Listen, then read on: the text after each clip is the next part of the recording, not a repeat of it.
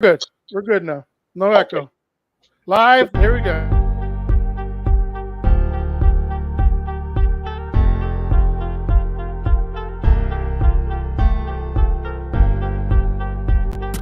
BVRNradio.net, the station that's home with your wife. While you're at work, we keep her company. We keep her happy. This is the Peter Pinho Show.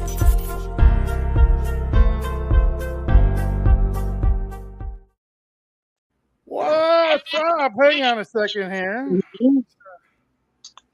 Put this Facebook. I don't know why when I build in the screen there it goes private, but we've had some audio issues before. We're good now.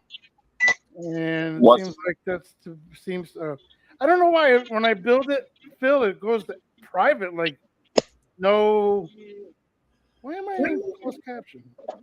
I have no idea. Okay. I've given up trying to figure out Facebook a long time ago. Yeah, it's ridiculous because it goes live, and then I have to go on my phone and edit the privacy. Okay. Edit post, only me, public. Okay. Post. You know, I'm actually on the YouTube page, and it's still waiting to go live. We're not live on YouTube. Really? Yeah. Go take a look over it. Let's see. It's not on Facebook either. Oh, there we go. Maybe. Let's try this again. You know what? Let me reboot it. Not reboot it, but refresh this page here. Okay. I don't know if we're still live or anything, but give it a go. Hello, folks. Phil Hall. And joining me on the screen is Edwin Ramos from Platinum Room Recorder. He just stepped out for a sec. He's going to be back. I don't know if we are live or we're just talking to ourselves. So Peter's lost. He's finding his way back. Let this be a lesson to you folks. Don't broadcast live shows because anything that can go wrong will go wrong and fold. Murphy's Law kicks in. Oh, yeah. We had that when I used to do show Peter back when we had a studio in Wallingford. It was, there we go. Now we're on YouTube, so fix that. So get rid of that echo. Yeah, but anything was ridiculous. Soundboard went crazy. All sorts of crap. So it was a lot of fun, but for the wrong reason. Yeah. I remember the studios back in well, you said Wallingford. Yeah, Wallingford. Yes. Yeah, we did. We went all over. I was with Peter in Southbury, Wallingford, and Norfolk. And I don't know. And then I think you moved a couple times after that. Yeah, I remember about 2 different or 3. I think it's 3 different studios. Man, I've been everywhere. I've been everywhere. So we are now live on Facebook. Hello, sorry guys, the feed got all messed up, so but we're good. We still got a little bit of background noise, but not echo, so that's good. Maybe it's the air conditioner, but that's all right. All right, so we have Edwin on here, and what's up? One more. Let's see if we can do this. Let's see. I'm going to share this because it's one of your accolades. Let's see.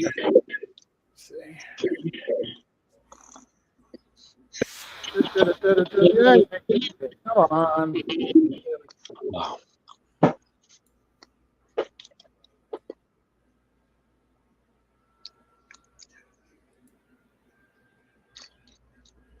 I'm sitting in my little coffee room. There we go. Hey, Mary J. Blige, what you doing here?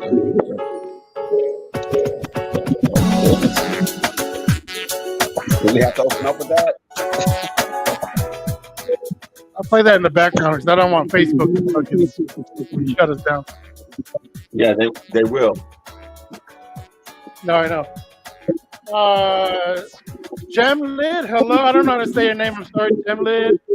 GEMLYD, hello. Bob Clark's watching. Got a cat in my yard. All right. So Edwin's on live with us tonight. We finally got to get rid of the bugs. I can still hear a little bit of echo, but not too bad. They came back. Yeah. Yeah, I can't hear it at all. You can't. That's because it's coming from you. But that's all right. That's all right. So could you hear it? I don't hear echo. No, everything's good. Okay. Folks, if you're listening, you hear echo, let us know in the comment section. Yeah, let's get to this. I'm going to turn off that music because we want to get down to the nitty gritty here. All right. So Edwin is the producer. Lydia. I'm going to try to be a white Portuguese dude and try to say your name like Spanish, like Lydia. Is it Lydia or Lydia? Lydia. She's on? Yes, Hola, Lydia. She's on the Twitch page. So that's good. She's a good friend. She's a good friend of mine. She's a good friend. So Edwin has done some work for CNC Music Factory. He's also done some work with Brian McKnight, correct? No, not CNC. Not CNC. CC. Okay. And also Brian McKnight? Yes. Brian McKnight. Which ones did you produce with Brian McKnight? This is one song that we did. I worked on a few things, but the ones that were released were the song called What's up, Joe? What is the name of that damn song? It's featuring Eric. It's featuring Erica Kane. Well, actually, it's Erica Kane's song. She wrote it, and Brian McKnight was a featured guest vocalist on the record. And so that one, and the video's on YouTube. So if you want to check it out, I don't remember the name of that song. Jesus, my Alzheimer's kicking in. But Brian McKnight was part of what boy group back in the day? Was it Bell Biv? No, I thought he was part of Take Six. Was it Take Six? Yeah, Take Six is a group. It's like a vocal, like a jazz vocal group. Amazing. Okay. Check him out. I think his brother's still in the group, and every now and then Brian will go in and just kind of meet the guys and jam with them. But I'm not sure of an R&B group. I'm sure it wasn't Jodeci. I know back in the day when you heard Brian McKnight, people would be like, is that R. Kelly? I'm like, nah, I don't think that's R. Kelly. It sounded almost a little bit like R. Kelly. When it's hard to get the two confused, you know? I mean, R. Kelly is R. Kelly, great writer, you know, distinct voice, you know, but Brian, you know, as far as him, musician, you know, Brian is more of a musician, a lot more polished in the vocal area, and he's a nice guy. So I want to say hello to everybody in the feed before we get into this interview. Red, what's up? Red is the owner of At the Corner in Litchfield and also Black Rock Tavern in Thomaston. What's up, Red? Went to school with Red, good friend. Love you, buddy. There's a girl named Michelle Cotton Eves. That's my girl, Michelle. I went to school with Michelle. That's okay. my one of my besties. And what's up, Michelle? And my best man at my wedding, Joe Pace, is listening. Not to be confused with Joe Pesci, it's Joe Pace. Oh, Joe Pace? Joe Pace, like fish. And Red Letter first said Brian McKnight is crazy. Worked with a few of them guys in Waterbury. Huh. Okay. I didn't know Brian came to Waterbury. Well, that's weird. You know who's from Waterbury, though, Red? Rerun, or is it Dwayne? Dwayne is from Waterbury. Remember Dwayne? Dwayne from Welcome Back, Kotter? What's happening? That's what's happening. Yeah. And Dylan McDermott was from Waterbury too. A lot of people came out of Waterbury and Bridgeport. You know, Connecticut. Connecticut really produced a lot of talent. A lot of people don't know that. Mike Bergen was from Naugatuck, and he was on the show called Baywatch. He's the one that slept with JFK Jr.'s girlfriend. He's the other guy. He's from Naugatuck. Okay. Okay. Well, hey, if that's your accolades, that's your accolades. You know what? He was a model. I mean, he went out, he beat Marky Mark. Competed against the Billboard in Times Square, beat him out because Marky Mark was too buff because that dude works out ridiculously. So this little guy from Naugatuck, not little, but real handsome. I ain't scared to say it. Chiseled body. You know, if I was ever to turn to the other side, I'd play on his team. But he went and he competed against Marky Mark and beat him, and then made it to Baywatch. And then had an affair with JFK Jr.'s wife, and then lost everything, his career and everything. So unbelievable. So let's see who else is on there. Red. I already said it. So you're not watching Facebook, go on Twitch. Twitch is live. You can hit me up with some gifts, whatever the hell you want to do. You know, I don't know the go gift thing. You don't have to give me shit. What the fuck? You don't have to give me no gift. I don't give a shit. I'm not a struggling DJ. I don't need to get much. Check out Phil on Sundays, WAPJ. Platinum Studios, Platinum Room Recorders. I'm sorry. He is a beautiful studio. He started in Waterbury, right? I did. When I went into the recording studio business, that happened around 2010. That's what I mentioned. Yeah, 2010. I had a little small spot there that I rented out from a friend of mine who was in a band. And he's like, Edwin, we got some room in the building if you want to move in. And so he gave me a sweet deal and I moved in. And that's where I started the recording studio business, because up until that point, all I did was just production, and I traveled all over recording people in other studios. I just decided to say, you know what, let me go ahead and just put a studio together and just have people come, local people come record here. And so I'm glad I did, because it's been really well. You got like the bachelor pad of studios, and it's almost like you're walking into me from what I see in the pictures. I haven't seen it, and I'm not trying to I'll give you a tour. No, I love you regardless, but you fucking walk in there, it's like a bachelor pad. It's like the dude from Playboy and Ron Jeremy's apartment back in the day in New York City. Like, it's beautiful. You know what I mean? So, but go in there, dude. And right now you're concentrating on Latin more now, or? Yeah, I'm doing a lot of Latin work. We're doing a lot of Latin jazz, salsa, reggaeton, just Latin urban stuff. I'm working with this artist by the name of Iridio, who is making a lot of noise right now in the Latin urban scene. And hey, Phil, you got to have that roll of the tongue in your love. Iridio, you know what I mean? Iridio, yes. Iridio, yes. It's especially nicer when a white guy does it. Iridio. Iridium. Well, if you it comes from the word iridium. Okay. Which is, what is that, like a really rare substance or mineral here on Earth. And so I decided to just say, hey, listen, why don't we call you Iridium? He says, what the hell is that? So I had to explain it to him. He was like, okay, I could do that. Anyways, he's doing really well. Good. If you guys want to chat, I'm going to put this link in the chat room. If you want to call in, that's the link. Hit that. You can ask Edwin anything. And if he doesn't get annoyed, fine. And promoting stuff. Plus, I was like, let me get Edwin back on. He hasn't been on since Hamden. Phil, I think that was before you. That was that was the last time. Yeah, I left when you were still in Naugatuck. But I still don't know. I don't know where Edwin's studio is. Where are you based?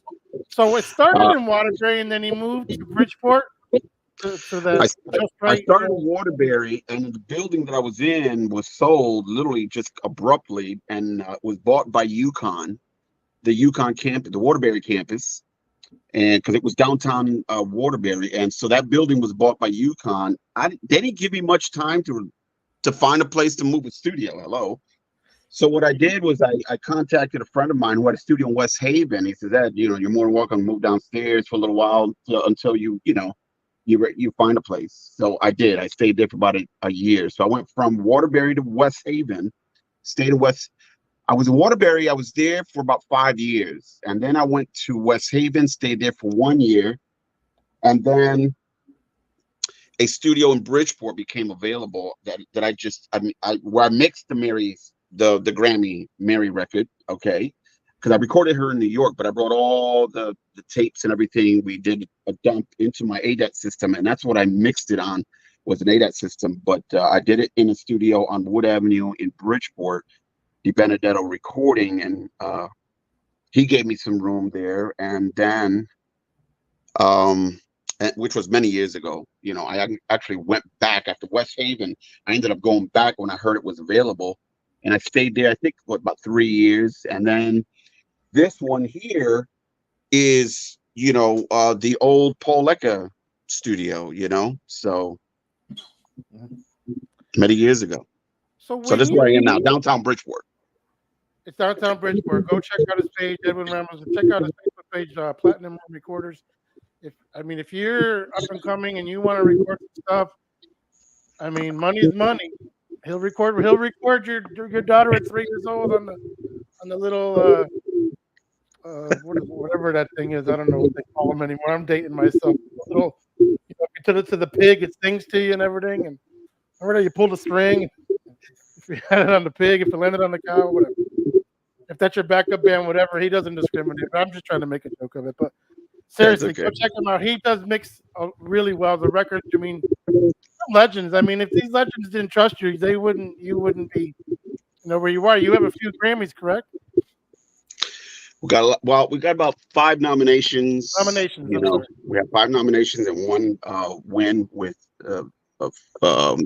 for the Mary record, which is, she won for best vocal performance. I think it was best female vocal performance. Okay. And so that was it. That's about it. I'm sorry. If I'm saying something and Edwin's correcting me, that's because I didn't prep. So I'm sorry. That's okay. I do remember some stuff, and I'm older. And yeah. I'm not drinking Fireball like I was back then. I'm I now in God's waiting room right now. So I remember those. Those were a lot of fun, man. They were a lot of fun. So I took a break for a year and I moved down here. And I said, you know what? Let me get the show back up. I invited Phil to come back, and it's working out. He's booking me some good guests. But what does a producer do? Like, so someone who's Swiss Beats, he creates beats, and then does he also put stuff together? Or is that what you do too? Are you like do you produce, meaning you take their stuff and then mix it, or do you create a beat and say this is what you'll sound good on? Well, I do different things. I do all of that. I do independently, one from another. It's either you're hired to produce the record, which means you're in charge of delivering the final product. In some cases, that means that I hire musicians to do and produce just kind of reproduce the ideas. But in my case, I do everything myself. I'm the musician. I do hire musicians to kind of, work on my things. But that's production. When I get hired sometimes the song is already produced and it just needs to be mixed. So I usually get a call from the label. Not usually the artist. It's always like the label. The labels know who's doing what and who they think would be good to, kind of mix and give their audio interpretation of that specific song or project. And sometimes I get hired for that as well. I've been doing a lot of that lately. So I'm a producer engineer that not just produces, but I also engineer. Sometimes they just hire me to just be, let's say just an engineer. Just say, Edwin, we have a mixer already. We have someone who's going to master the record. We just need to record it with you. So we're going to go to your studio. We're going to bring our music and the artist. They're going to sing to the music that we give you, and that's it. I focus. One of my fortes and the focus that we do here at Platinum Room Recorders is vocal production. And that is very important to a record and to a label that is looking to develop great songs with a really, really good artist. Because you can put a great artist in a recording studio and, I don't care how good they sound, if you don't really have a producer that can take that vocal talent and really carve it into the song, it's just not going to work. So vocal production is very, very important. So we do that as well. We do mastering, which is the final process in the record making process. That is, just kind of taking the mix from the mix engineer and then optimizing all of the frequencies and making sure that it's as loud as it should be to stream and to play on radio and whatever broadcast media, TV, radio, streaming, all that other stuff. So that's the last process. And I do that work as well. So sometimes I get songs that are already fully produced and mixed and everything. All they want me to do is just kind of optimize it and get it ready for radio or broadcast in general. And so I'll do that as well. And that's called mastering. How did you get into this line of work? I'm sorry, say again? How did you get into this line of work? Oh, I think I'll give you the long and short of it. I started off as a musician, a trumpet player. I was recruited by a Latin band. And I mean, I'm talking, I was 17 years old, 16, 17 years old, trumpet player. I was recruited by a Latin band. They're like, hey man, we hear you playing, man, you got a great sound. Come play with our band. And I was a little reluctant because I didn't, when you're young, it's like, you don't want to play salsa or jazz, I mean, that's not really what I wanted to do. I wanted to be a rock star with my trumpet. Everybody dreams of just wanting to be a rock star, but it's like, okay, well, I can't be a rock star if I'm playing salsa music or jazz or, and that's how you think when you're young. Anyways, I ended up going to the rehearsals and I joined the band. I'm like, wow, this is pretty cool. I like this.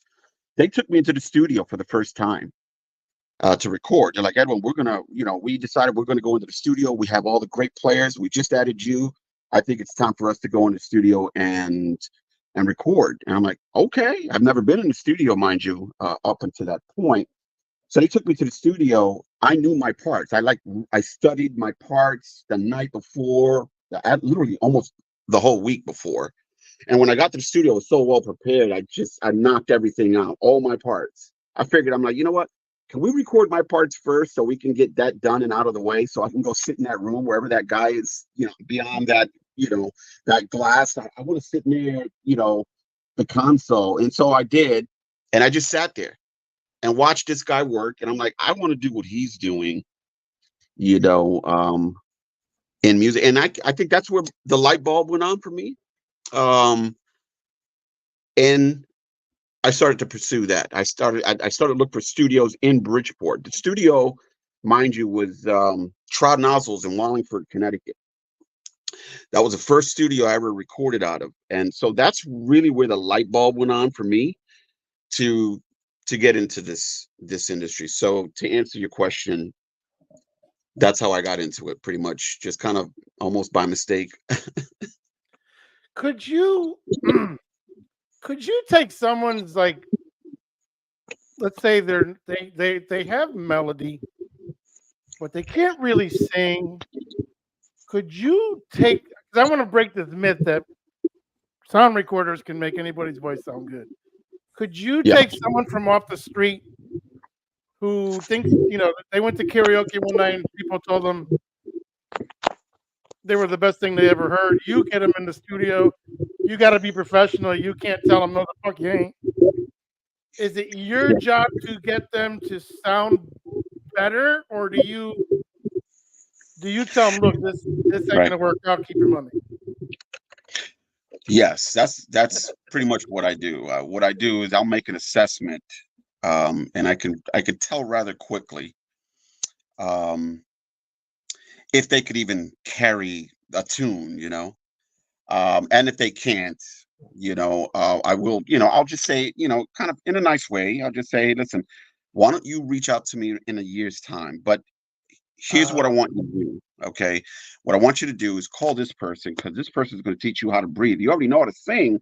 You have intonation issues, and we can't record that. I'm not gonna take their money because I know. I mean, I get parents that come in here with their 10 or 11-year-old kid that they think, is the best thing since sliced bread, and Yeah. and these people are ready to s- cut me a mortgage check. Okay, like they want to do this, so I got to be careful how I take on these clients and what I tell them, because if I don't tell them what I think they need to hear, these some of these families can go broke. You know, with everything that I would recommend. Of course, production costs a lot of money. Studio time costs money. Musicians cost money. So I'll give them some advice. Hey, listen, take a year, call these people, get with them so they can, you can kind of practice, and then in a year's time you'll be ready. We're gonna rock it, you and I. And that's what I tell them.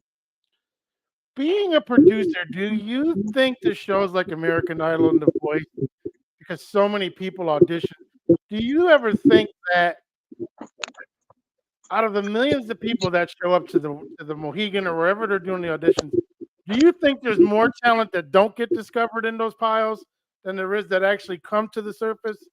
Because I'm thinking they're looking when you're the judges, I think they're going through the crowd and saying, "All right, she'll look good. That's the next Lizzo. That's the next Sexy Red. That's the next Luke Bryant. That's the next." You can't possibly audition a million people. So how many people do you actually think get passed up and they just have the best voices?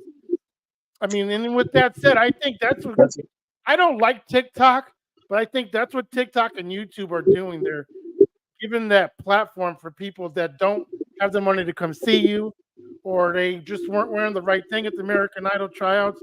What do you think about those platforms? Do you think they're still relevant or what? I think they can be. I think they can be. People use them the right way. You can get discovered. I mean, I've seen it many, many times. TV shows for me, I don't know. I mean, they're looking for people that make good TV. They're not necessarily great singers. Not that they aren't, because Mhm. when you get down to the last, five that end up becoming household names, they're absolutely amazing singers. They really are. Um, but oddly enough, it's funny because you can go all the way to the top spot, in those shows and never make it in the music industry. Never. Like I mean, how Fantasia? many of them have really made it? I mean, Kelly Clarkson, maybe, right? Yeah, And that who country else? singer. There's a What's few. her There's name a with the few blonde others, hair? and they didn't even win.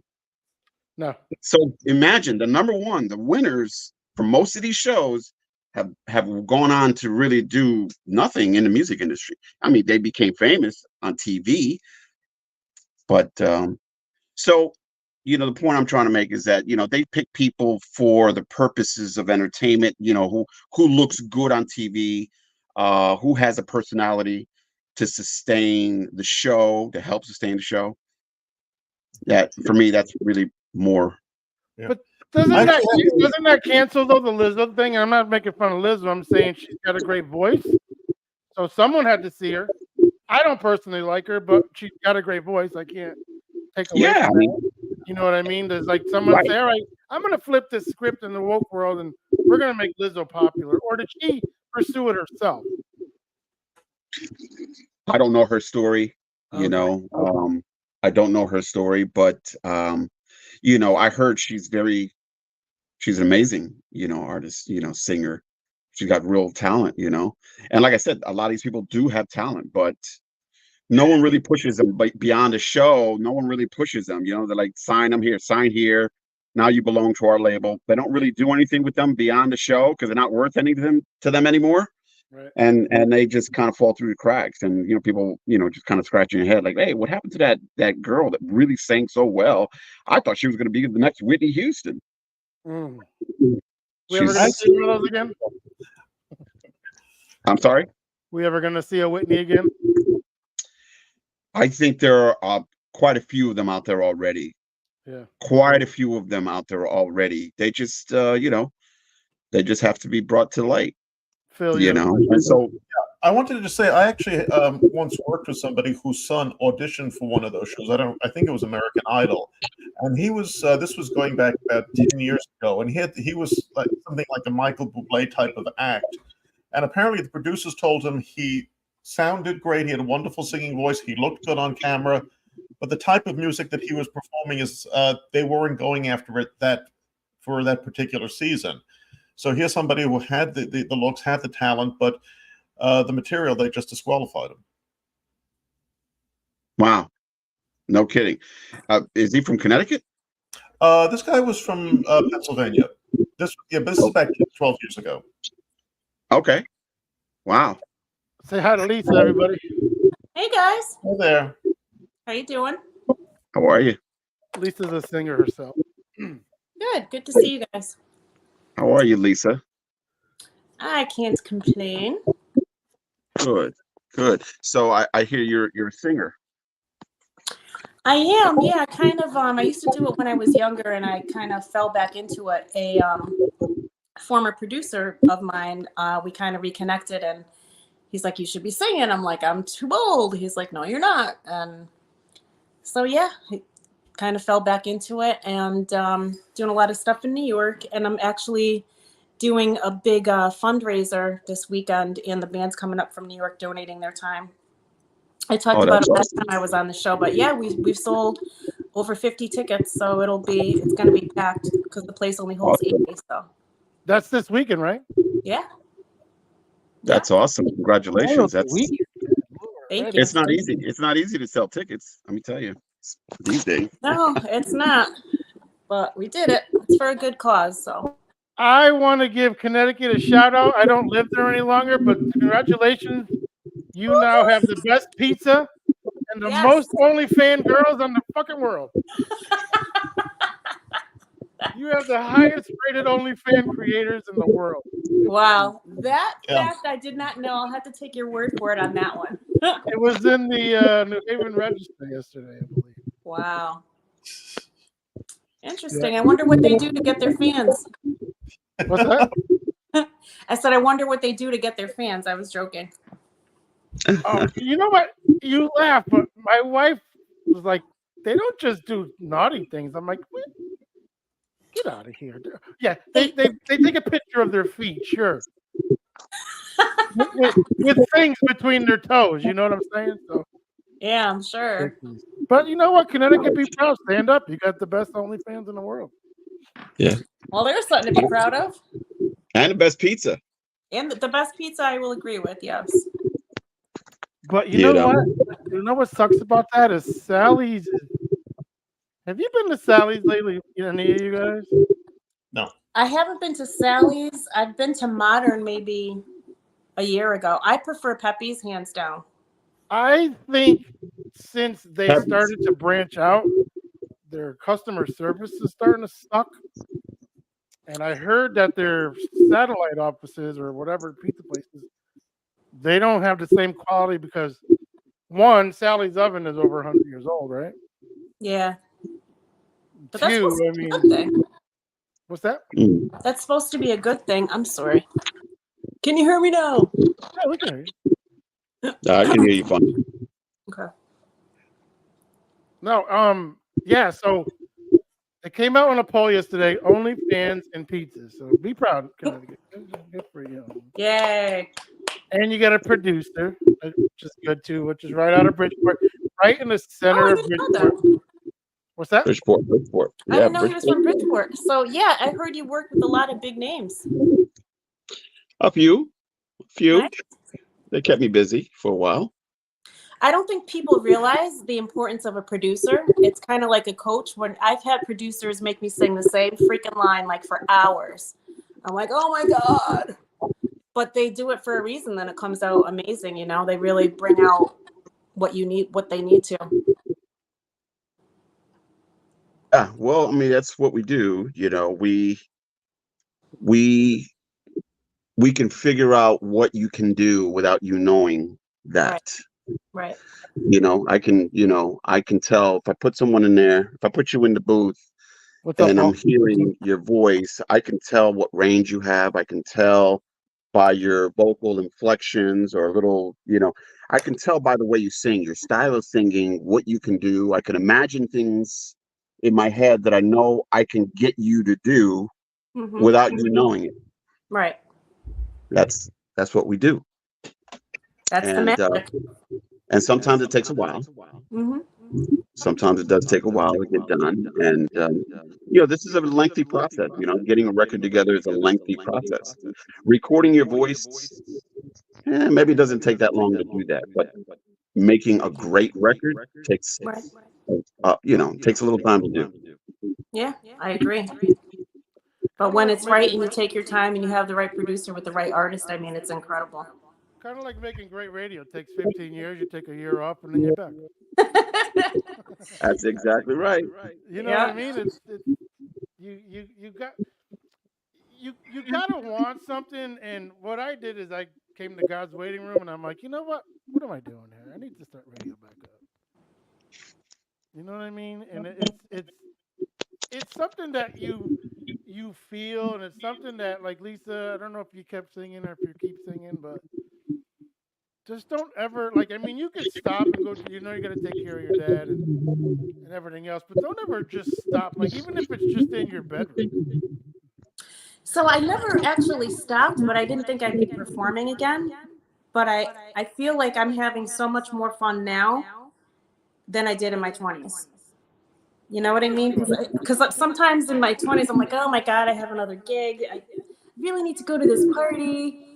Just stupid stuff, you know? And, but yeah, I'm having like a blast, you know? Yeah, when you're young, it's work. I It tell was Joe, fun, but it was work. And unfortunately, I was just telling, I'm Trinidadian, right? And I remember I met with some producers who actually are doing some big things right now, but they asked me what I wanted to do, and I said I want to infuse soca with R&B. And I'm probably like 19, and there was a bunch of guys, and they all laughed at me.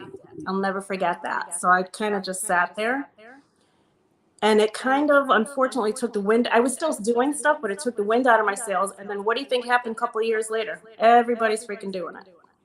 Yeah, that's the thing. It's yeah, trends. Like the '80s was all, Depeche Mode and the yeah, synth stuff, and then the '90s came and grunge came, and you would think like these bands had to practice 5 to 10 years before they made it.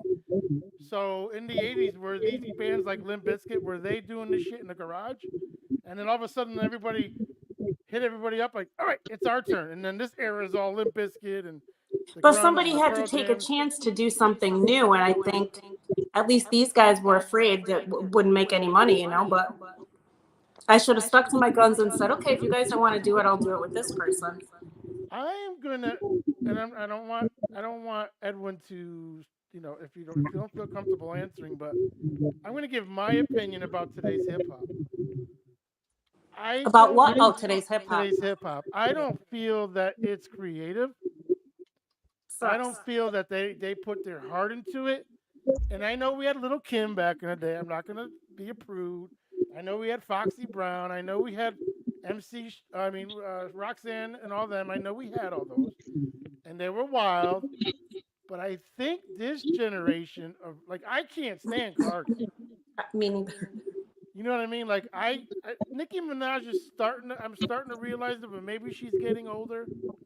So I think she's starting to calm down a little bit. But Megan and Sexy yeah, Red and Spice, come on, like I what think the happened? difference is like Little Kim and stuff pushed the envelope, but they had flow. They had something to say. They had a good beat. I swear some of this rap, it sounds like somebody was sleeping and somebody woke them up and said, here's a mic, man, go. And they're like, and you can't, and everything is just extra obscene. If you're talking about private parts and sex, you know. Which is yeah. fine. We've been saying coke and drugs and sex since the '40s, But it but was different. There it was was a safe for point to kids. it. It seems like they just say it to say it. You know what I mean? What do you think, Ed? Right. It's a trendy way of communicating now, and showing or telling a story. Telling let's tell our story. Let's talk about these disgusting things, and But that's, you know, that's society. Society helps carve that into our music. And I think the level of musicianship has fallen greatly over the past 10 years, you know, 5, 10 years, you know, so you don't get these beautiful back in the day R&B records that had music. And, you know, we don't need that. And the funny thing about it is that that retro sound is coming back. People still want to hear really good music, you know. So I think there has been, um, in the music industry, there has been a resurgence of really, really good quality music coming through. I mean, you have people like her, you have all these really, really good artists that are really making great music again, you know. And so, Can we bring back the Fox Thursday night like vibe, like when New York? You remember when New York Undercover would come on Yeah. and they would play the yeah, opening song, Yeah. and you wanted to just take your girl or your man and walk down fucking Central Park in New York City on a Sunday kind of music. Do you know what yeah, I'm saying? Yeah. Like you could yeah, still yeah. you could That's even it. tolerate like I don't know Nick what's her name Smithy Elliott. You could tolerate her back in the day, and she wasn't. I mean, She she was wasn't bad, talented. but she wasn't, huh? No, sorry. She was very talented. She did things that were different, you know, and there was a musicality and a flow to it, not just talking. I don't get it. Go ahead, I Paul. got a potentially silly question. What do today's young people think of the back in the day hip hop? The way like today's young people don't listen to the Beatles or Elvis. Do young hip hop fans listen to the stuff going back to the 90s or 80s? So my kids are 30, 24, and 18. My 24-year-old kind of grew up with, you know, cleaning the house, you're blasting stuff. So sometimes I'll hear something on the radio for her in the car, and I'm like, when she's singing it and knows every word, I'm like, what do you know about this song? She's like, it's called YouTube Ma, plus I grew up with you. So I think that they do like that.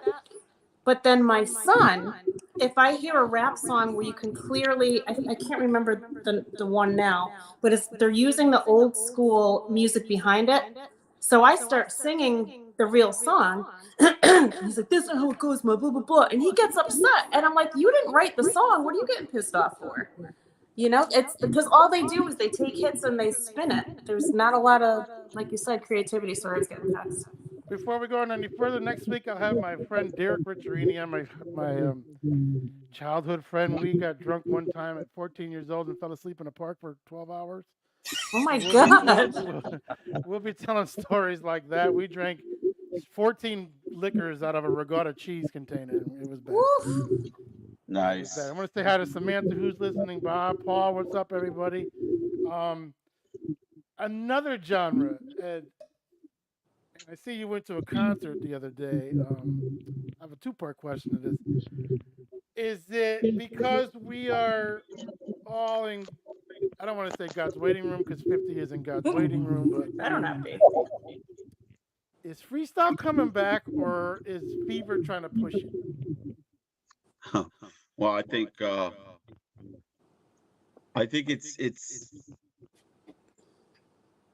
it's trying to come back. I think that, I mean, if the right things are put in place, the right people get back into it, um, I think it really does have a chance. Radio has to get behind it, obviously. That's the biggest missing link is the radio support. The only station that does play stuff like that is only KTU now, and that's only New York. And all they play is the, you know, the old stuff. They don't really play any of the new stuff. I mean, there really isn't any real good new stuff to, you know, Right. to want to put on the radio anyways. I think they're still kind of working on that. But yeah, I mean, I work with a lot of these folks, you know, and they're still recording, believe it or not. They're like, really? There's, you know, I just recently had Lisa in here, Wow. but she's not doing dance. She came in to do. She did a version of All Cried Out, salsa version. Beautiful, Really? amazing Wow. job. She killed it. Wow. And it's no wonder, you know. I mean, I think she was a little bit surprised. She was like, "Oh my God!" You know, she came in very nervous, you know, almost reluctant to record the song, and she hadn't been in the studio in I think 20 or 30 years or something like that. And the first here she is in studio ready to record something that she recorded became a monster hit. And how do we get her to sound like that or anything like that record? And she did. Wow. And in my opinion, she sounded better on this record. If I played it for you, you would say the same thing. She sounds better on this record now than she did on the original version of All Cried Out. I would have to say that. I don't have a Wow. problem saying that at all. I grew up on freestyle, and I'm not, and it's my heart. My first heart is hip hop, but freestyle I grew up on, and that's when I started DJing, make my Micmac records and Fever and stuff. But I do, and if any of them are listening right now, I mean no offense, but can Uh-oh. we go to a dance class? A lot of these freestyle people cannot dance like Noel. Bro, So, I love your music. I do. I love your energy, but can we learn how to dance? so I gotta say something as a performer.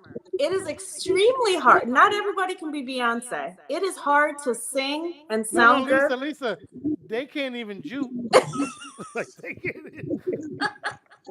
I'm not saying you got to They can't bop their choreograph and head. you got to do the flash dance scene. Like these guys, I don't know what they do when they go to a club. Maybe they're the person with the drink. You know what I mean? They can't do the drink and the two stuff. I don't want Edwin to say anything because I don't know if he has clients, but he's smiling. I don't know. He's taking the safe road. We can't do this on radio. We're on video. I'll take the fifth at this moment. I'll say it though because those are my people. Those are my heart. Karina. Listen, Noel, I couldn't agree with you more though. I mean, there are certain performers that get on stage, they really don't have much of a show. I think what they do, they in their head, oh, just singing my song is enough. No, it's not. No. You have to put on a show at some point, And if you can't move, then pay somebody to do it for you. Put some dances and move. Bring your shit together, It's like they stopped at Home Depot on the way to the gig and picked up people to dance behind them. I'm like, what the fuck? What is this? What are we doing? I mean, I'm glad you're helping out the neighborhood, but choreograph something. I don't know. Yeah. But I can say it because Micmac is what started me DJing, and then I fell in love with this dude. I don't know if you know him, Edwin. Glenn Frisha. He was the DJ. I know the name. Yeah, he used to do the house mix. It's now Hot 97, but it used to be KTU. And he used to do the house mix from 12 midnight to 6 in the morning. And he introduced me to house. And then I started doing more freestyle. And then I'm like, you know what? Naugatuck was blowing up. I used to have You Couldn't Touch My Friday Nights. I don't know if you remember Cooks or Daggles, Lisa. And then I started, now that I'm older, Edwin, I'm all, not about EDM, but I'm all about bringing back house because, I don't know, something to do with house music. Do you ever produce house music? I have, but I don't, that's not really what calls me, so I don't really. They don't really say much, I know. So. But I have friends. DJ thing, right? I have friends that do it. The legendary Louis Martinet. Yep. He's got like a house disco kind of retro feel going. Really, really cool project that he's working on right now. He's he's like my mentor, my big brother. He's the writer and producer of Expose, all those big old hits from back in the day. And but he's doing a lot of house. I know Little Louis Vega's doing a lot of stuff right now. Tony Moran is doing his thing. These guys are, they're That's busy. More of a DJ thing, right? Shows. House is more of a DJ produced thing. DJs make it, and then they record it. Okay. Yeah, I mean these guys are remix producers, man. They're busy in the studio working on remixes for other artists. They go on the road with a show that their DJ show, and they're busy. They do their thing. Phil, Especially do you have any Tony. Tony questions? Moran's he's all over the place, this guy. Is he? Oh yeah, this guy's everywhere. When I say everywhere, it's like anywhere around the world. Do you make But a good living doing just this, because you Ed? don't hear them on the radio anymore, or their songs that they produced, because he was an artist himself as well. Doesn't mean that they're busy. Like, even Brian McKnight. That guy's still selling out arenas. I know. So I went to see before I left Connecticut. I went to see Boyz II Men, and they still killed it. You could tell they were getting, the old look and the white beard. At least I can't see it. Do you make a do you make a decent living doing this, or do you have to supplement, or? it's been tough. Every year it gets harder and harder. But no, this is what I do for a living. So I haven't worked in years. So I guess to God be all the glory, man.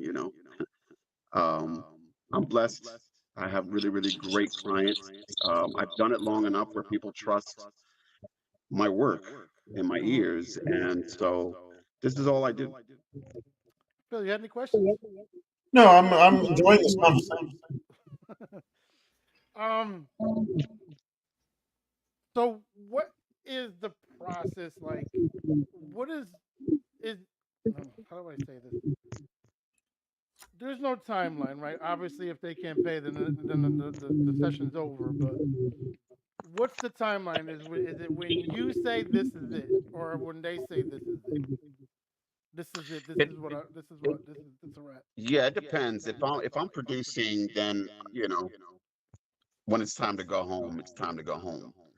But if I am just hired as an engineer, I just kind of wait for them to say, okay, we're done for the day. No, I mean like the finished product, the song when it's finished.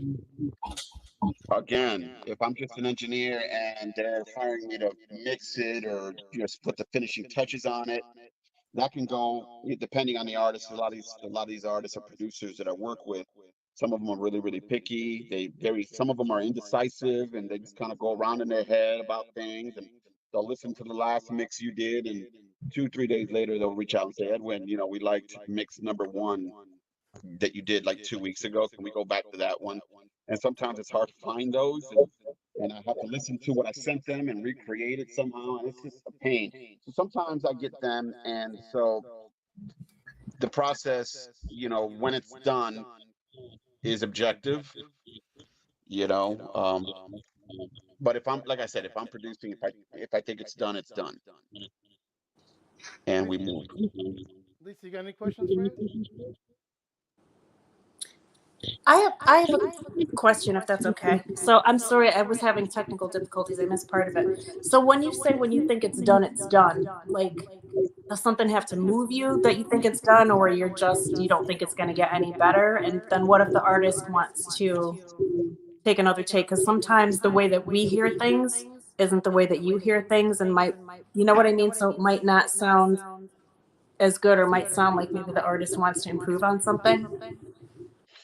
Yeah, so absolutely. Well, if I'm hired as a producer, if the label hires me to produce a record, I'm going to make the decisions on when I think it's done, because that's what they hired me for.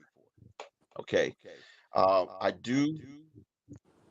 I often get artists that are not happy with their performance, but what artist is? Right. So if I'm going to be led by the artist, we could be there for months, Right. and I only get paid to record and produce one record.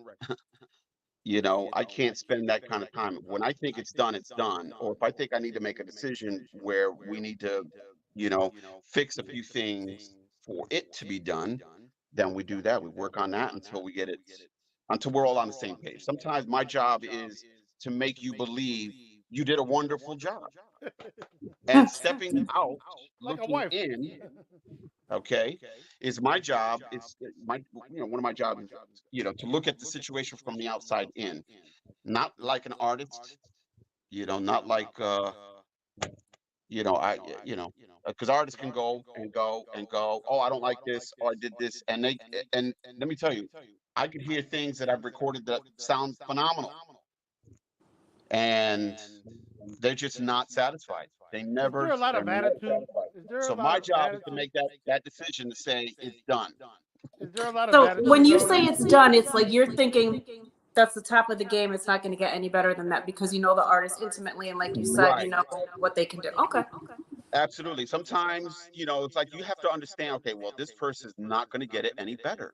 I mean, this is something that I got to tell myself. I'm like, okay, I know her limitations. I know what she can do, what she can't do. She's looking to do this. I'm not going to have her do that because she sounds ridiculous doing it.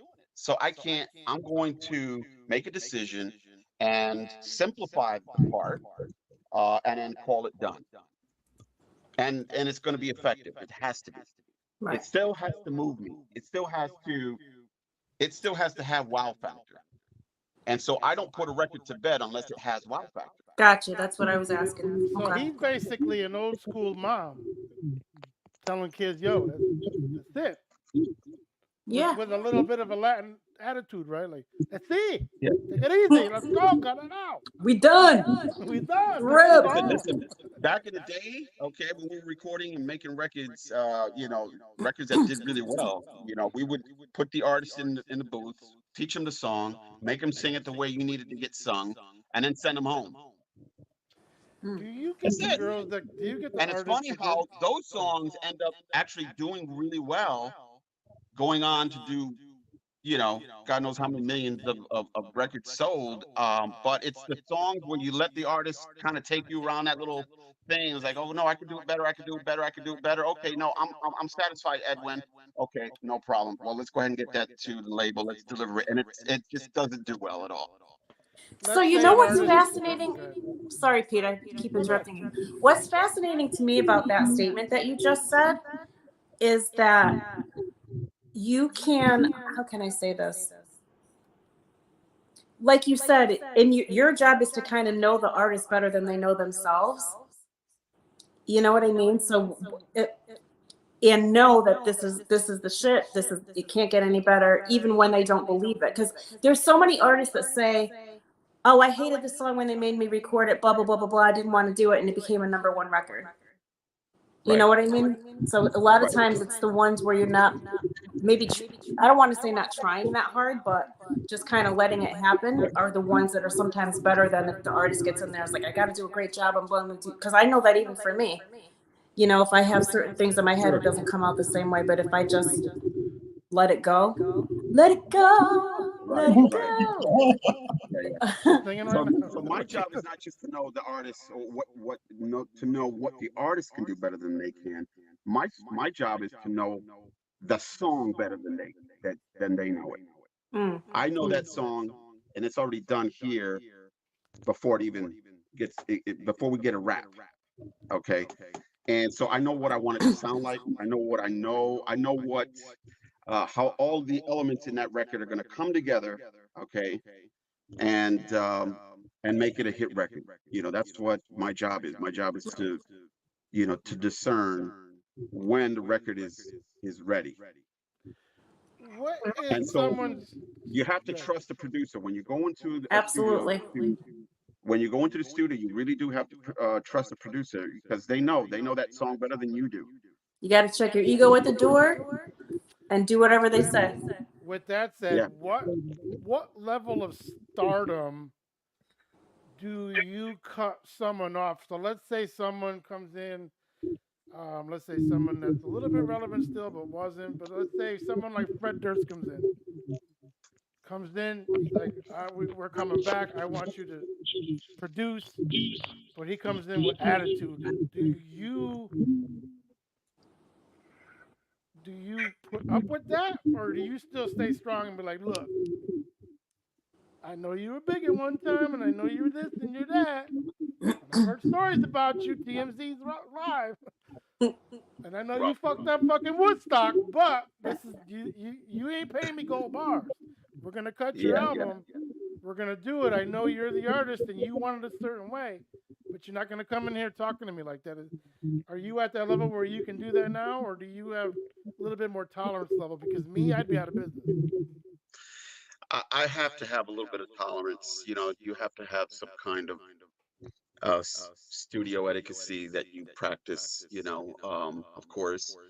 Um, yeah, this is not ruling with an iron hand. By no means is that what I'm trying to say.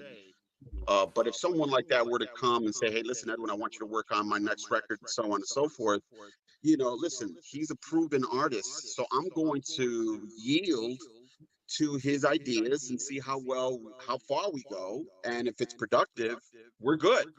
But the minute I find that it's being counterproductive, because the ego's kind of getting in the way and so on and so forth, I shut it down. I don't care who it is. See, that's Connecticut right there, man. That's like we don't give a. Listen, I know every hotel that I can get free breakfast. I know where all the outlets are. I can plug a heater in. I don't give a fuck if I become homeless. I ain't kissing no one's ass. I know how to eat and survive. You know what I mean? I'll Well, plug I a don't think fucking I don't, cord I in don't and think keep it's the a heat on question. in the I don't winter. think it's kissing Rite Aid and anybody's Walgreens, they got ass. plugs under their poles. So Yeah, yeah.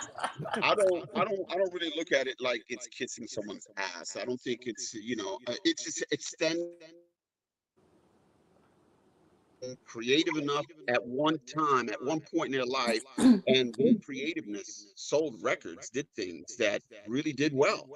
So you have to extend them some, you have to give, you have to yield to them Right. because they bring something to the table. It's no wonder why they are who they are. So those are the things that I kind of go into record when I record artists that have had really big hits back in the days.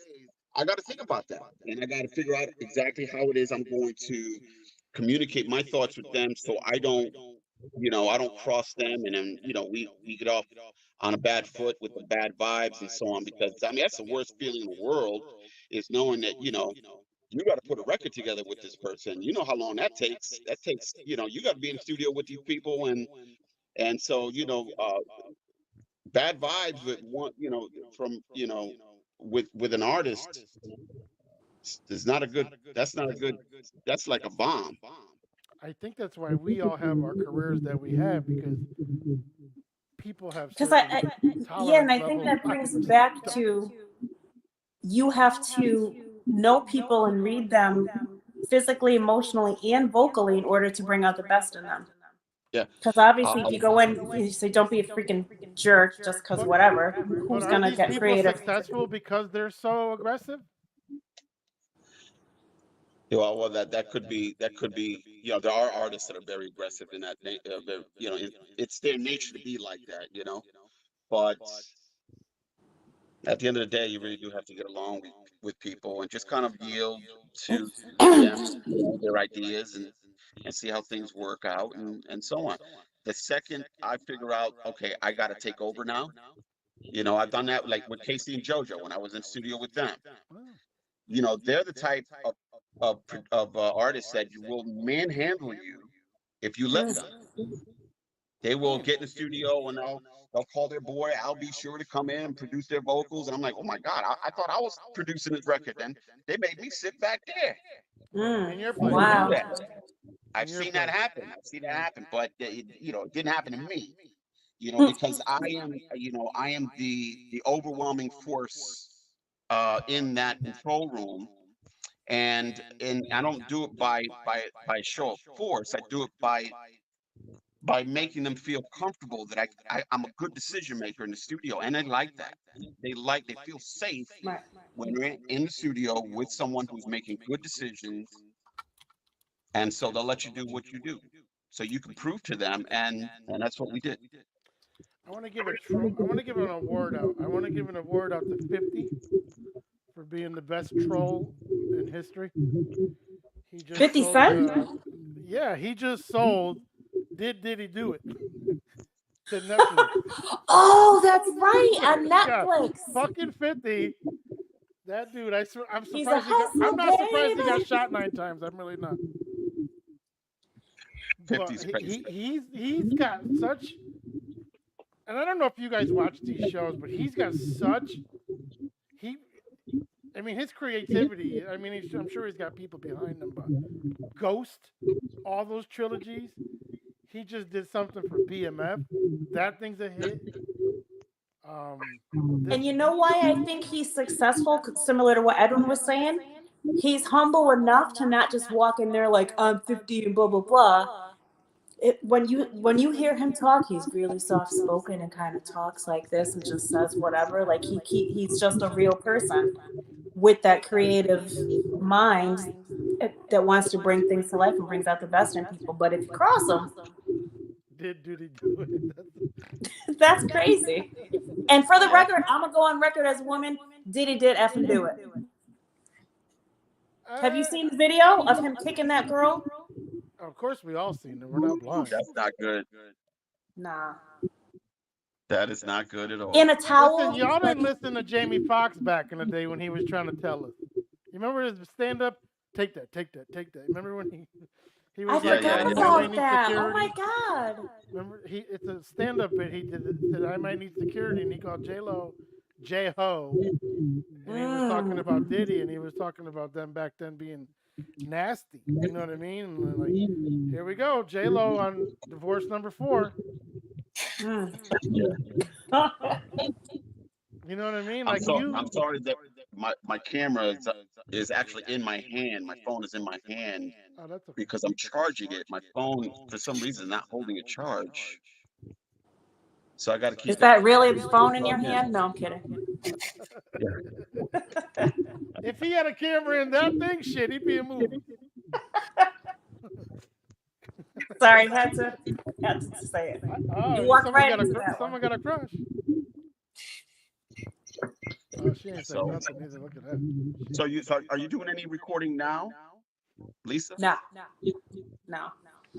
I mean, I write a little bit of stuff.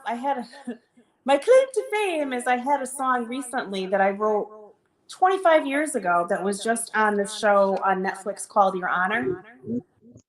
And the producer that I worked with back then texted me. He's like, "Oh my God, our song was just on Your Honor." I'm like, "Really?" So it's funny how things work, right? But no, I mean, I would like to write some stuff, and I do write some stuff. I don't dedicate the time that I should have, but I wouldn't mind getting back in the studio. Maybe you and I could collab on something one day. Sure. Do you still get residuals from these songs? Yeah. I'm sorry. No, Ed. I'm sorry, Lisa. I know you do. But do you still get like what do they call that? Residuals or royalties? Royalties? Yeah, you still get royalties on all those songs? Sure. Absolutely. What do you sometimes get a check in the mail for like 6 cents or $6 or something? I get direct deposit. Well, how old I am a check. So that's how when my producer called me, Bobby Tamero. Shout out Bobby Tamero. He's wonderful guy, big producer in Connecticut. Excuse me, but the way he found out that the song got on the show was he got a check or deposit in his account. So he called me. He's like, "Did you get this to you?" Blah blah blah. I was like, "Oh my God, I totally forgot about that song." I was a baby when I wrote that song. Huh? They didn't call you and ask you for permission? No, I forgot how, and I'm bad, Edwin, you can probably speak better to that side of it. The business side, I don't understand. I mean, he was the one who made me, get with ASCAP and all that stuff, BMI back in the day. So I don't know how he did it, but it must have been somewhere where they could have used it, the licensing or whatever, and still pay us the royalty. So it was like 15 seconds of the song. It was also on One Life to Live back in the day. It's a song called Drive You. But it was pretty freaking cool. That's like, and from Naugatuck. Yeah, sure. And from Naugatuck. I've got a question for Edwin. Are there any challenges out there that you haven't accomplished yet that you're looking forward to doing? Any challenges on what? Professionally. Professional challenges. There's always a professional challenge in music in the industry. One of them is getting paid, getting your check. That's always a challenge, because people want to work, they just don't like to pay for it. So that's always a challenge. How do you overcome that then? I'm sorry. How do you overcome that? What do you do to ensure that you get paid? Hire a lawyer. You ever get one of You those know. Menace to Society girls for the cheeseburgers? Yeah. That's for you. If you haven't seen that movie, go see that movie. So yeah, you get different challenges. You get studio challenge. You get technology. Those are that's very challenging because it's always there's always something better than it's like, okay, yeah, last week I downloaded one plugin, this week there's a new version of that plugin. You got to figure out what those things do. um Hardware, you know just regular studio issues. I mean, there's all kinds of challenges in what I do. And some of them is also working with the artists.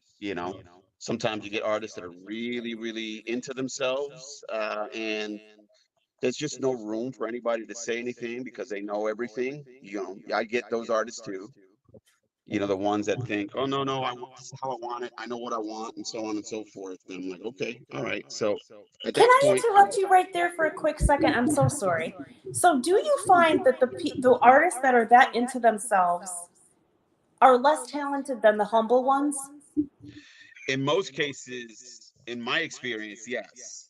The ones that do all this have the less amount of talent. I agree. The ones Like that are an really ex-wife. humble, those are the ones that really go because they hear, they listen, they're objective, and they want to know what you think. Right. And so, those are the ones that grow and grow and grow and just go on to do great things. That industry sounds more and more like an ex-wife. Good Lord. Hard to keep What was It track. that? sounds more like what? I said the industry sounds more and more like an ex-wife. They do a lot of this, and then Huh. you gotta give, and they don't get A lot of nothing this. back. Child support, fucking 10, 16 years later. Ridiculous. Why, Pete? How many ex-wives do you have? I only have one, and I still pay child support. That's why I'm bitter. Okay. Connecticut's ridiculous with the child support. $700 for one child. I ain't Diddy money. Shit. You don't want me to speak on that because you and I would probably disagree. Love you though, mean it. No, I know. I'm not saying that I don't pay it. Not saying that my kid don't deserve it, but damn, imagine if I had to pay for four at once, I wouldn't be able to live. Yeah. You know what I'm saying? And the Like courts 7 don't times care, 4 man. is The $2,800. courts, they don't care. They just want you to pay, and they don't care that you go to bed hungry. It's like, hey, listen, All right. what's I'm fair is sorry. fair. I gotta speak on this as a single mom. Oh my God. Y'all can't bitch Go alone. ahead, girl. No, you guys don't know. Even if you're just paying the money, you're not dealing with the emotional shit. Making sure the kids. Oh no! You I should wasn't pay. saying any of And that. I'm talking about the financial part. Yeah, The yeah. right, the emotional stuff, financial No. part is it's done for a reason. If you make X amount of dollars, you should pay X%. Period. I don't understand what y'all are complaining about. Sorry. No. I'll I tell get you that, what. but sometimes the court gets it wrong. Sometimes the Thank you. court does get it wrong. They just impose this ridiculous, So give me an you have to example. file a motion I'll give you to an example. modify all that other stuff. And I get that. I have two children, two daughters. I've always paid my child support. I had a little trouble with my first kid because her mother just kind of was just really, she really made it hard.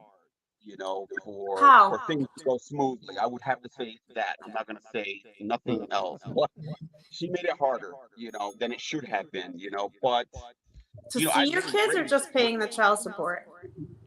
yeah. I get it. Both. My daughters, always had what they needed from me, beyond the child support. You know what I'm saying? Wait, It's not Ed. just it's Lisa not just a check.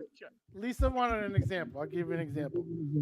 When I got the divorce, I was at a job only making $12 an hour. That was 14, 16 years ago. They said at $12 an hour, I had to pay $1,400 a month for 3 kids. How am I going to gross $1,400 on $12 an hour? And I had to make sure I had a separate bedroom because I have a girl and 2 boys. I had to make sure I had a rent, and I had to make sure that I fed them while they were at my house on visitation days. And I'm not saying what you went through was right. I'm not saying everybody has their thing. But how do you expect someone that makes $12 an hour, which comes out to what? $1,800 gross, maybe? No, not even. It's $1,200 gross. And you want them to pay $1,400 a month. And on top of it, I had to pay insurance, which was $500 a month, and then 60-40 was the split. So I had to pay the health insurance, and then on top of it, 60% of the medical bills. I think that's what Edwin is trying to say. It's not fair sometimes. Like, if you're making $30,000 a month, I get it. Pay that money. But it makes it hard. The state sometimes make it hard for the man to be there emotionally because he's got to get a second and third job. And I'm not saying it don't happen to women. I'm saying my thing, it made it hard for me to spend more time with my kids because I did an 80-hour every 2-week paycheck, and then I have to go and DJ at night, and then I have to go and do something on Sunday just to pay that. And so we're tired like you are because we know you got to handle with the emotional. We understand the mom part. We really do. Absolutely. But when I'm just you get gonna play cornered and then have to do all that, and then they're supposed to have the same energy as someone that don't work that many hours, it's hard. That's I think what we're Of saying. course it's hard. Parenting is hard, period. The kid does not come out with a handbook that says day 1, A, B, blah, blah, blah. Kids are hard. They suck as teenagers. I wanted to give them back. I love my kids, but it's very hard work. That being said, we also, if the moms have to get and if you're doing your part, like you said, and you're working a second job and third job, kudos to you. That's awesome. Because that's what we do for our kids. So I don't know your case. I do know that I was married to a lawyer, and he tried to lie about how much he made and everything else and didn't pay me that much. But the point is that it's been my experience. I can't speak for y'all, and I hope that this is the case, that they should, if they're saying you should be paying $1,400 a month, I mean, as a parent, you should be. If you're only making $12 an hour, you should be hustling to try to get some more money, because $12 an hour is not enough to raise a child and keep a roof over their head. And if you want to get them into sports, the thing is $1,200 on the money I was making on the books. If I were to add my DJ money and something else, they would have attached that too. I think the guidelines for Connecticut is ridiculously high. I really do. I don't know what the guidelines are. But here's the thing too: the people that ruin it for the guys that do pay, because we wouldn't be paying this much. But the guys that don't pay, like I'll give you an example. I started a new job on Monday. Okay. The child support already called me yesterday saying, "Oh, we see you got a new job." Wow. How the fuck did you know? I still even got my last check for my last job. But the dude that don't pay, who's forced to pay $14 a week because that's all he can afford, ain't paying that, and the state just washes their hands because they're like, we know this guy ain't gonna work. We know this guy ain't gonna step up. Yeah, the whole government system from everything needs to be changed. Like if you're trying to do what you got to do, first of all, they should have some kind of system where you and your ex try to talk about it before the state gets involved. And if you say, you know what, I ain't paying you a dime, blah, blah, blah, then you get, because it's been my experience from talking to other people too, it's not easy to get court mandated state involved and they take it out of your paycheck and everything else. I can get her lawyer. Yeah. I don't know how to state, but here's the thing. How about this scenario? Nobody pays nothing and the child lives in the house 1 week and then your house the week after. Wait, say that again? How about nobody pays nothing and the child splits custody every other week? I don't get it. So if he needs clothes, I'm gonna go buy him clothes if he's living in my house this week. If he needs clothes, no, because there's some men that are just plain old assholes that, like my ex would, if he bought my son clothes, he's like, the clothes have to stay there, and I'm not doing blah blah blah, and it just made it like ridiculous. So I understand why unfortunately they have to make it, because people are jerks, especially if somebody's hurt. I don't know why, but they use the kids as leverage, which is wrong, but people do it, And All right. Let's not go down this rabbit hole. Let's not get nobody upset. I don't know. I know. Anyway.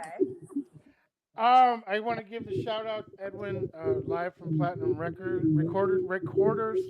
Go on his Facebook page. You have a website or no? Are we still doing that? PlatinumRoomRecorders.com. PlatinumRoomRecorders.com. Say it one more time for the people in the back. www.PlatinumRoomRecorders, not recordings, not records, recorders. PlatinumRoomRecorders.com. It's on the screen too if you're watching. I'm gonna check it out. I hope people can read it. But. Definitely. Phil has his radio show on Sundays, the Nutmeg Chatter. And you can find me online at nutmegchatter.com. One more time, Phil, for the people in the back. For the people in the back, nutmegchatter.com. I can see Phil as a preacher. For the people in the back. like the guy with the Bible and the bank account. He's gonna be on Twitch. He's like and Trump. everybody's He's giving going to him have his biddies own and engraved emojis. Bibles and selling them for $60. I could see Phil selling Bibles out of a bodega. No. Don't insult Phil. Wait, what is that? I can't see it. It's a pocket Bible. Oh my God. I found this actually outside of a Chinese restaurant here in Connecticut. Go figure. Nice. I missed that restaurant you took me to that time. What is that one again? Elsie Chen. Elsie Chen, you go there, Ed? What's it called? Elsie Chen. It's on the Fairfield, right over the border from Bridgeport. Elsie Chen sounds like a hoe. Elsie Chen. No, not Elsie. LC. Oh, like L as in Lisa C? Oh, got it. Yeah. Still sounds like a hoe. Just kidding. No, I've never heard of it. So no, I've never been there. Well, go Me take a ride. neither. It's pretty good. They got some really good Fragga rice. What did I say? Fragga rice? Fragga rice. Oh, dear Lord, I'm getting old. Check out mine, pprnradio.net. PPR, obviously, you're on it because you're listening. Thank you to all the live listeners tonight. Check out my friend Bob Clark's podcast on Podbean. Stripe Show. It's a sports show. And Lisa, go check out her fundraiser this Saturday in Watertown, correct? Saturday, 88 Keys in Watertown, 7 to 10. 88 Keys Awesome. in Watertown. Okay. Yeah, that's a pretty good restaurant. Watertown, Anything you want to end yes. with, Ed? Anything you want to ask us or what?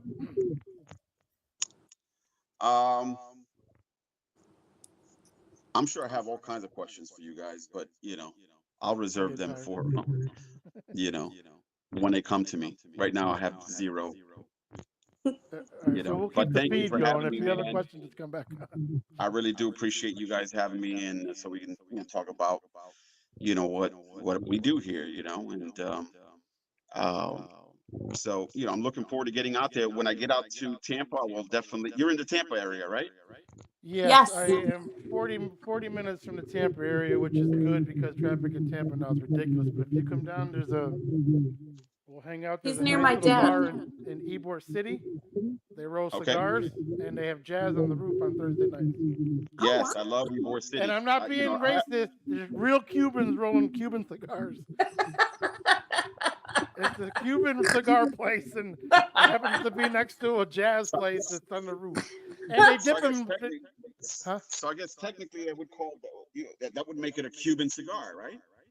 They're using American Literally. tobacco. Actually, they're using Connecticut leaf, so it wouldn't be an American cigar. Oh. And listen, I heard Connecticut's got some really, really cool, good stuff. When Cigar you walk places, in- they when do, you walk into yeah. a humidifier at a cigar place, Connecticut's number 5. Awesome. They have the good leaves that roll, though. So, all you Yeah. blunt smokers, go get yourself some Connecticut leaves. You know what? You don't even gotta buy them. All you gotta do is go down go down to Granby, look for the barns with the wide door opens, and look for the things that are hanging upside down. You get leaves for forever. By the airport.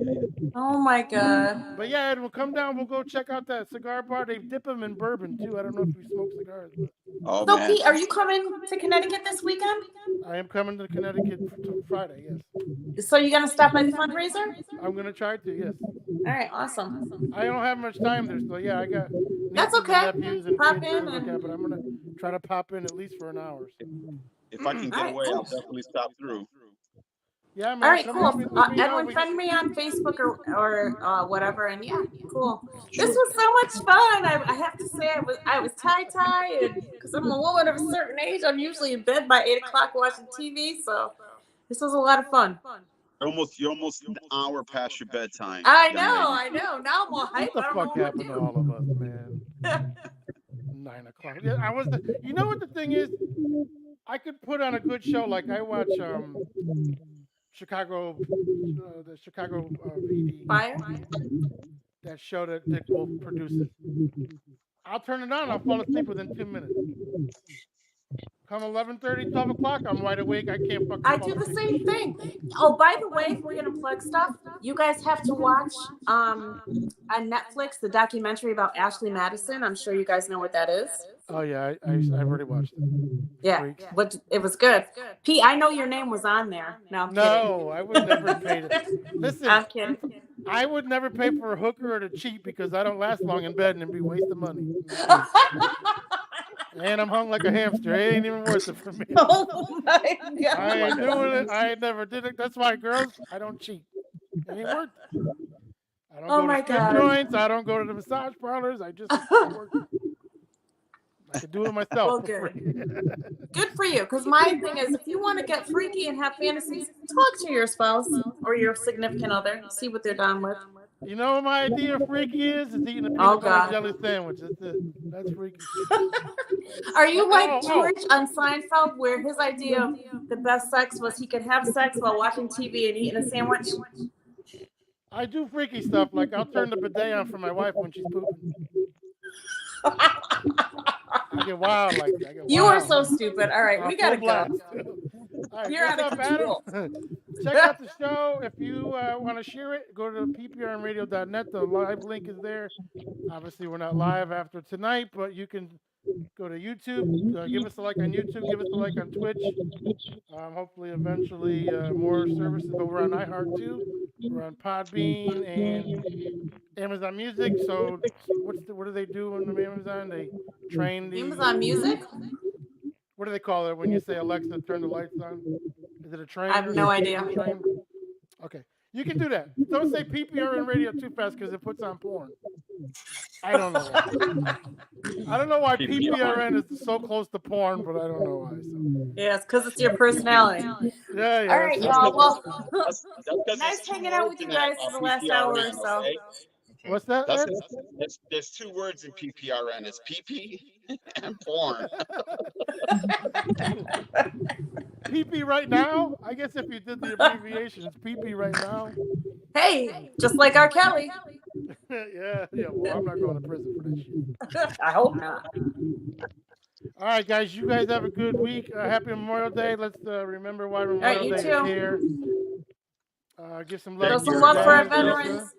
Lisa, Pete, thank you so much. I really appreciate it, man. Thank you for having me on. Thank you. Nice, Thank you nice for coming talking on, to you man. guys. We had a lot of people live too. So, all right, Awesome. everybody. You guys have a good week. We'll see you guys back here next Wednesday.